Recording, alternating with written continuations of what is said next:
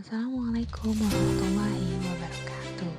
Ketemu lagi dengan saya Jihan Sabrina dengan NIM 2310101067 dari Prodi Manajemen Bisnis Syariah.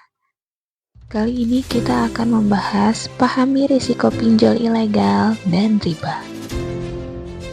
Apakah teman-teman tahu, di zaman sekarang ini apa-apa serba cepat, termasuk pinjam uang. Tapi nggak semua yang cepat itu solusi. Kadang malah jebakan. Pinjol ilegal atau yang biasa kita sebut jeratan modern. Banyak sekali orang yang terjebak karena kebutuhan mendesaknya. Tapi akhirnya malah makin berat. Adapun ciri-ciri pinjol ilegal itu biasanya yang pertama adalah tidak terdaftar di OJK atau Otoritas Jasa Keuangan. Yang kedua, ia memiliki bunga yang sangat tinggi, bahkan bisa ratusan persen. Yang ketiga, mengakses data pribadi di HP. Data kita itu bisa aja bocor. Yang keempat, ada cara penagihan yang kasar dan tidak manusiawi. Nah, jadi pinjol ilegal itu biasanya ngasih bunga yang gede banget.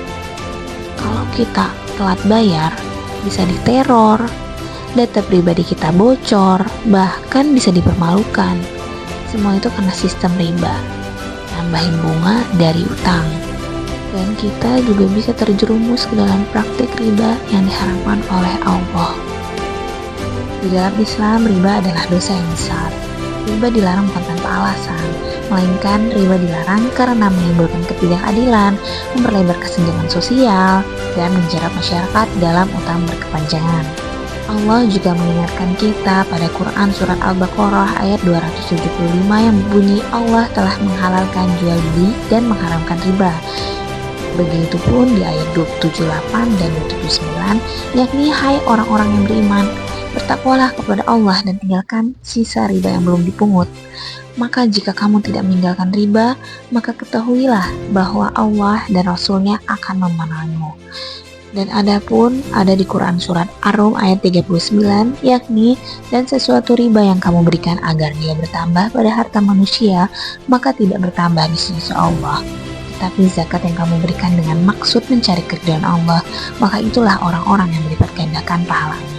Jadi maknanya adalah Islam menegaskan bahwa harta yang diperoleh dari praktik riba tidak akan membawa keberkahan, bahkan dapat mengundang murka Allah. Jadi riba ini bikin hidup kita nggak tenang. Mungkin awalnya terasa ringan, tapi lama-lama bikin kita ketergantungan. Hutangnya makin besar karena bunganya menumpuk. Adanya tekanan mental meningkat seperti depresi, konflik keluarga, serta dapat kehilangan kepercayaan diri. Nabi Muhammad SAW juga bersabda, Rasulullah melaknat orang yang memakan riba, yang memberi, yang mencatat, dan dua saksinya. Hadis riwayat Muslim.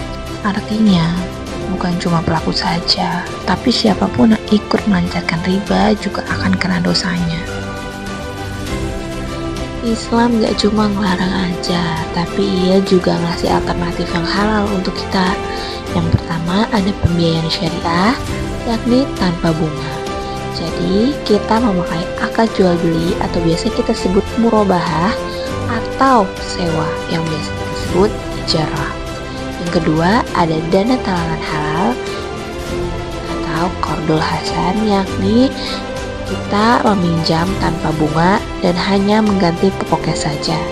Yang ketiga ada arisan dan gotong royong finansial, yakni saling membantu sesama tanpa adanya eksploitasi. Yang keempat ada investasi syariah, bisa di reksadana, saham syariah, serta suku. Dan yang terakhir ada zakat dan infak, yakni membantu orang yang kesulitan tanpa riba. Jadi bebas dari riba ini bukan berarti kita nggak boleh punya hutang, tapi gimana kita ngatur keuangan dengan bijak dan halal. Karena keberkahan itu lebih berharga daripada sekedar uang cepat. Baik teman-teman, sekian dari video saya Jihan Sabrina. Jika ada salah kata, saya banyak-banyak mohon maaf. Terima kasih.